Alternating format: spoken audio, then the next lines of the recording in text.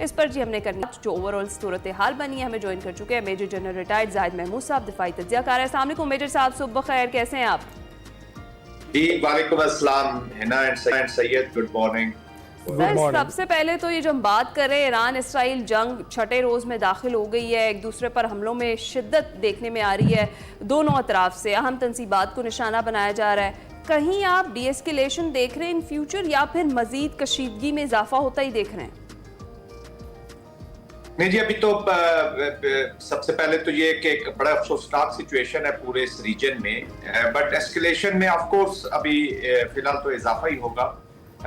हम देख रहे हैं कि ईरान भी जो है वो सरप्राइज अटैक्स कर रहा है और दे आर डूइंग जो एक्सपेक्टेशंस की जा रही थी, जिस तरीके से एयर कंट्रोल अभी इजराइल को कह सकते हैं, क्योंकि air control is not with the Iran जी, जो वहां की फिजा है वो that is with the Israelis, unfortunate.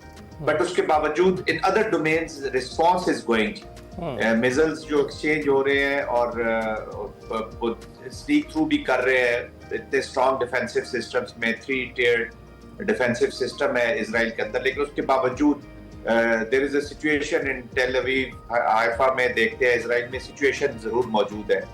तो ऑफ कोर्स ये थोड़ा सा एस्केलेशन लैडर पे अब ऊपर ही चीजें जाएंगी, क्योंकि न्यूक्लियर के बाद अभी जो इजराइल अपने मिलिट्री टारगेट सेट किए हुए हैं, पहले तो they start of with the nuclear facilities या न्यूक्लियर की जो बात की, जो बहुत ही डेंजरस एक फिनोमेना था, और हम उस वक्त भी कहते थे कि अगर ये न्यूक्लियर की तरफ जाएंगे तो वहां से रिटेलिएशन आएगी। देखिए ईरान जो है वो इज अ नेशन जी, वो they are not an ordinary, कोई गाजा तो है नहीं। तो अल्लाह करे कि यहाँ पे सेंस प्रिवेल हो जाए, but they will even they have to go down, they will go down fighting. बिल्कुल ऐसा मेजर जनरल साहब, आप भी एक इम्पॉर्टेंट ओहदे पे फाइज रहे हैं फौज में, और आप बताइएगा कि ये जो स्ट्रेटजी है कि जब आप अपना दिफा नहीं कर सकते तो आपको हमलावर हो जाना चाहिए और आपको एग्रेसिव मोड इख्तियार करना चाहिए, आपको लगता है कि ये एक मौसर स्ट्रेटजी है? देखिए जी, जो भी फौजें या जो भी कौमें वापस हमला नहीं कर सकती, अपना डिफेंस नहीं कर सकती, तो वो फिर वो दिफा भी परमानेंट नहीं कर सकती। Your defence lies in your offensive approach. अच्छा, ऑफेंसिव ये कि डिफेंस के बीच में भी ऑफेंसिव अप्रोच होती है। अगर आप पाकिस्तान इंडिया कॉन्टेक्स्ट देखें तो पहले दिन जो पाकिस्तान का रिस्पांस किया वो डिफेंसिव मैनूवर थी, वो हमने उसके हमले को रोका था, और उसी रोक में जो आप 1-2 मुक्के लगाते हैं ना, जैसे बॉक्सर्स होते हैं, वो किया था। और उसके बाद आपने लास्ट पंच डिलीवर किया है, वो पंच था जिसपे फिर आपने नॉकआउट किया, अल्हम्दुलिल्लाह अल्लाह की मेहरबानी से, और पाकिस्तान की कौम की रिस्पांस था वो। इस तरह ईरानियंस भी एक नेशन है, वो they are not ordinary people, तो वो ऐसे नहीं है कि वो बिल्कुल ही सरेंडर कर देंगे। तो जो आपने बात की है, तो best strategy of defence is the offence. देखिए अभी प्रीएम्पशन की है इजराइल ने, मैं ऑफेंसिव का ये मतलब नहीं कि आप चढ़ दौड़े विदाउट एनी कॉज। प्रीएम्पशन की इजराइल ने, बातचीत हो रही थी, बातचीत को पूरा मौका भी नहीं दिया गया, छठा राउंड होना था, अमेरिका और जो ईरान की बातचीत हो रही थी, उसको देख लेते हैं क्या फर्क पड़ना था जी।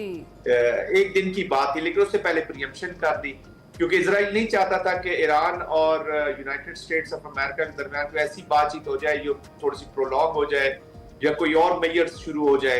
तो they wanted to entangle United States and Iran both into the war, क्योंकि ट्रम्प, मैं समझता हूँ कि नेतन्याहू की exit strategy from the war है ही एक चीज, और वो है प्रेसिडेंट ट्रम्प। तो वो उनको टोटली इन्वॉल्व करना चाहते हैं, और ऑलमोस्ट ही has taken him to that place, but I don't think so के, क्योंकि अभी इतनी इवॉल्विंग सिचुएशन है कि एक सुबह सिचुएशन और होती है, प्रेसिडेंट ट्रम्प कह रहे होते हैं कि जी हमने बातचीत करेंगे। पहले दिन अमेरिका का जो स्टांस था वो ये था कि जी ये यूनिलैटरल एक्शन है इजराइल का, हमारे से कोई ताल्लुक नहीं है, और अगर मैं बातचीत कर रहा होता और मेरा नेबर या कोई और उसको स्पॉइल करता तो मैं उससे नाराज होता। उन्होंने एम्बोल्डन किया है जी इजराइल को और सपोर्ट किया। इसका मतलब है कि they had given this tacit approval to Israel कि आप कंटिन्यू करो अपना जो काइनेटिक्स है जी। तो मिलिट्री एप्लीकेशन होगी, फिर टॉक्स की भी बात भी होती रही। कल वो कह रहे हैं कि जी मैंने टॉक्स नहीं करनी, और वी का लफ्ज यूज कर दिया, we are doing this, we have achieved total surrender की जो ट्वीट्स आप अभी दोनों बात कर रहे हैं जो कल उन्होंने की है, और अचानक ही किया और थोड़े थोड़े वक्फे से किए।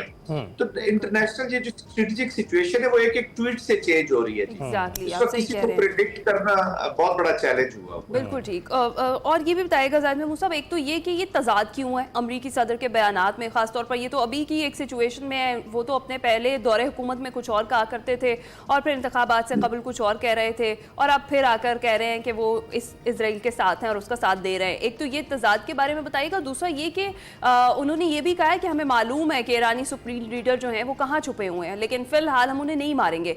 तो नेतन्याहू ये कहते दिखाई देते हैं कि ईरानी सुप्रीम लीडर को मानने और रजीम चेंज करने की बात करके मकासद हासिल करने में वो कोश हैं, और अमरीकी सदर ये भी कह रहे हैं कि तेहरान खाली करने की ट्वीट भी करते हुए दिखाई देते हैं। ये साइकोलॉजिकल प्रेशर है ताकि बार बार इस तरह के बयानात दिए जाएं और अवाम हुकूमत के खिलाफ बाहर निकल आए, ये इसलिए किए जा रहे हैं, ये टैक्टिक्स अपनाए जा रहे हैं? देखिए, ऑफ कोर्स साइकोलॉजिकल डोमेन तो होती है। देखिए, जो वॉर होती है ना जी, जब लड़ाई आप कर रहे होते हैं तो आप एनिमी के जो भी अपोनेंट है आपके उसके उड़ा लूप पे जाते हैं। उड़ा लूप का मतलब ये है कि आप उसके जो डिसीजन मेकिंग साइकिल है या जो प्रोसेसेस है उसको डिस्टर्ब कर देते हैं और वो सरेंडर कर देता है या वो उसका इनएक्शन का शिकार हो जाता है, उसको आप अटैक करते हैं कंटिन्यूअसली। और ऑफ कोर्स यही चीजें हो रही है। बट हैविंग सेड दैट, कुछ चीजें हैं जो बिल्कुल एस्टेब्लिश्ड फैक्ट्स है जी। एस्टेब्लिश्ड फैक्ट ये है कि इजराइल जो है वो ईरान को बिल्कुल ही सबड्यू करवाना चाहता है with the help of America. America ने एस्टेब्लिश्ड फैक्ट है कि वो टेसिट अप्रूवल उन्होंने इजराइल को दी हुई है।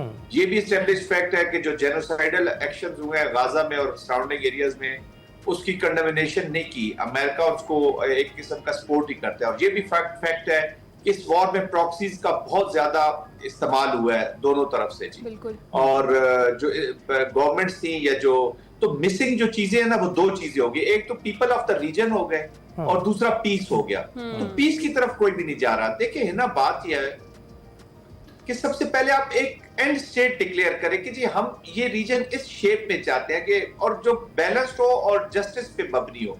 लेट्स से कि हम कहते हैं जी 2 स्टेट सॉल्यूशन जो है वो है सॉल्यूशन, और उस पे फिर दोनों वॉरिंग फैक्शंस को उसकी तरफ लेकर जाए जी।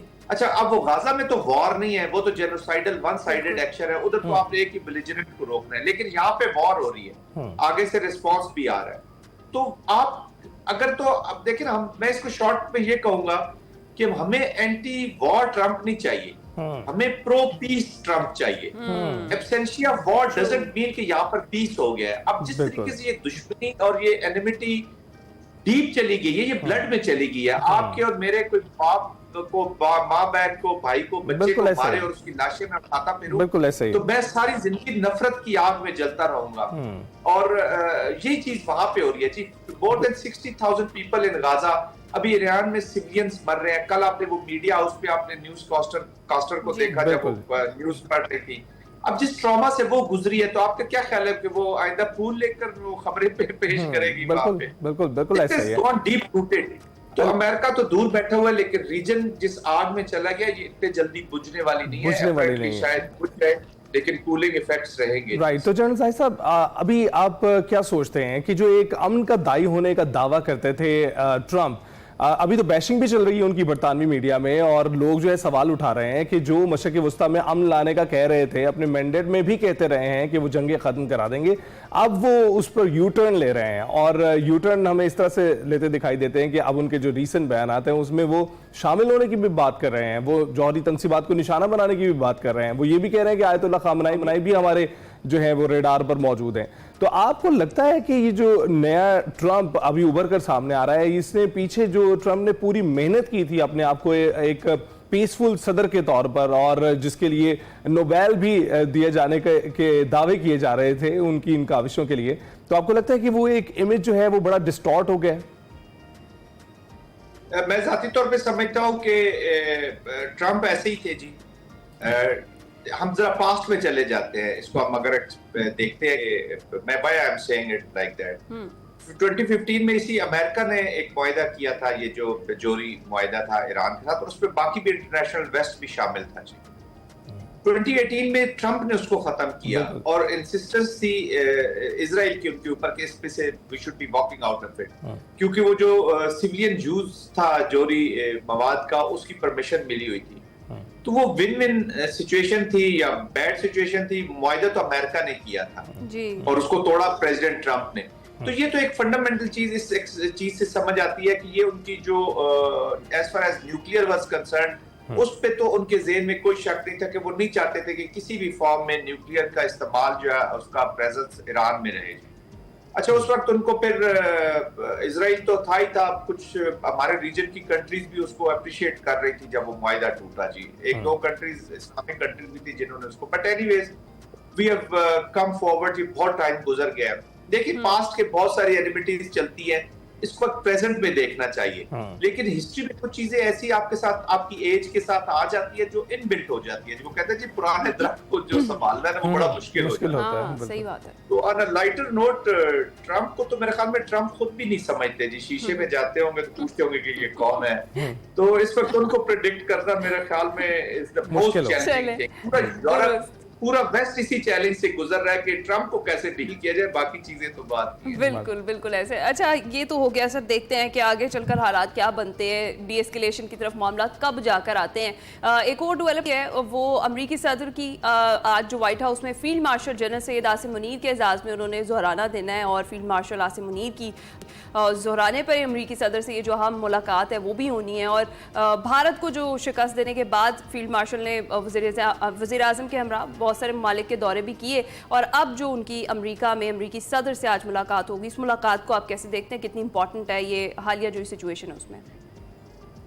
जी बिल्कुल जी, दिस इज एक्सट्रीमली इम्पोर्टेंट। और इतने क्रिटिकल टाइम पे जब मशरिक के वुस्ता में एक सिचुएशन है और पाकिस्तान अभी रिसेंटली एक एस्केलेशन से निकला है और एक कांस्टेंट फ्रिक्शन के बीच में चल रहा है इंडिया के साथ, तो आई थिंक इस मौके पर वहां पर मौजूद होना, देखिए बहुत सारी चीजें बिजनेस, गवर्नमेंट के बिजनेसेस, इंडिविजुअल्स की बातचीत टेलीफोन के ऊपर या असेसमेंट चलती रहती है, लेकिन जब आप वन ऑन वन या आप सामने फिजिकली एक दूसरे से मुलाकात करते हैं तो you get to know the personalities well.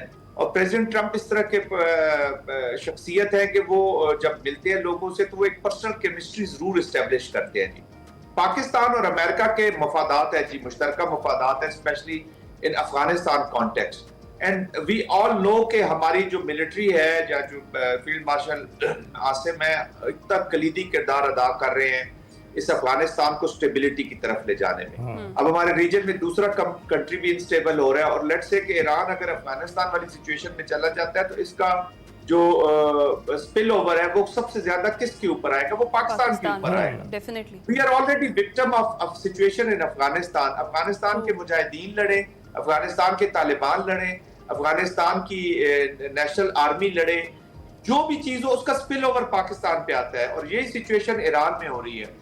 लेकिन ये प्रेसिडेंट ट्रंप को भी और वाशिंगटन को भी समझने की जरूरत होगी कि जितनी इंस्टेबिलिटी इस रीजन में होगी तो यहाँ पे क्या, यहाँ पे कोई फूलों के बाग तो नहीं होंगे, यहाँ पे टेररिज्म ही पनप पाएगा ना। यहाँ पे फिर जो बिग पावर्स हैं और इंस्टेबिलिटी के जो फैक्टर्स हैं दुनिया में, मैं इंडिया की बात कर रहा हूँ, वो इन्हीं सरजमीनों को इस्तेमाल करेंगे जहाँ पे एनिमिटी इतनी फैल रही है, जहाँ पे नॉन स्टेट एक्टर्स मीनिंगफुल हो जाएंगे, क्योंकि ये तो फ्रेंचाइजेज है, ये खोल लेंगे अपनी दुकानें, इनका तो ना मजहब है, ना इनकी कोई स्टेट है, ना इनके कोई नेशन है, ना इनका कोई ऑब्जेक्टिव है। ये तो जो इसको all those who will pay them well, ये उन्हीं की बेहस पे लड़ के और अपना गुस्सा निकाल ले। ये अमेरिका भी कल इसी का निशाना बनेगा, और अमेरिका इस चीज को समझता है, चाइना इस चीज को समझता है। तो जब ये वन ऑन वन या उसकी मुलाकात प्रेसिडेंट के साथ होती है जनरल फील्ड मार्शल आसिम की, तो of course they will have a better understanding. आप एक दूसरे से मौकफ, आप एक दूसरे का जानते हैं, आप उनसे मुलाकात करेंगे तो कॉन्फिडेंस आता है एक दूसरे की शख्सियत में जब आप मिल लेते हैं, तो that will help in the betterment. वो एक बेहतर तरीके से आप एक जॉइंट स्ट्रेटजी के साथ जा सकते हैं। और मैं जैसे कहा, आई रिपीट कि पाकिस्तान और अमेरिका के मुश्तरका मफादात हैं रीजन में, और खास तौर पे अफगानिस्तान की मैं बात कर रहा हूँ। बिल्कुल ठीक। फिर ईरान का जो मुकदमा है, देखिए उसमें पाकिस्तान एक नेशनल स्टांस लिया है जी।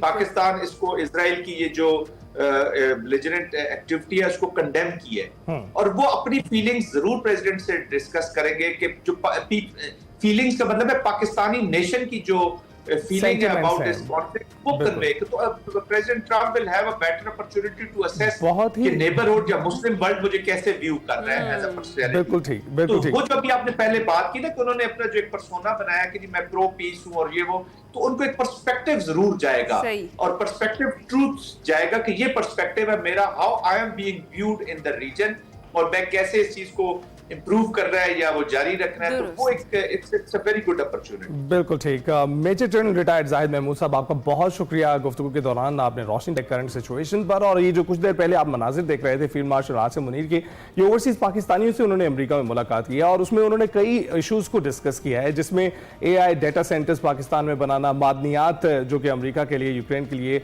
जिसके हवाले से बात कर रहे थे वो, और इसके साथ साथ क्रिप्टो करेंसी की भी उन्होंने बात की है। तो बहुत से मौजूआत हैं जिसके हवाले से ये जो मुलाकात है ये बहुत अहम होती चली जा रही है। और अब 1 बजे ये मुलाकात होनी है, उसके बाद जो भी तफसील सामने आएगी वो डोनाल्ड ट्रंप अपने बयान से सामने ला सकते हैं, क्योंकि सहाफ़ियों को मना है इस मीटिंग के दौरान रिपोर्टिंग करना। अभी ब्रेक के बाद हासिल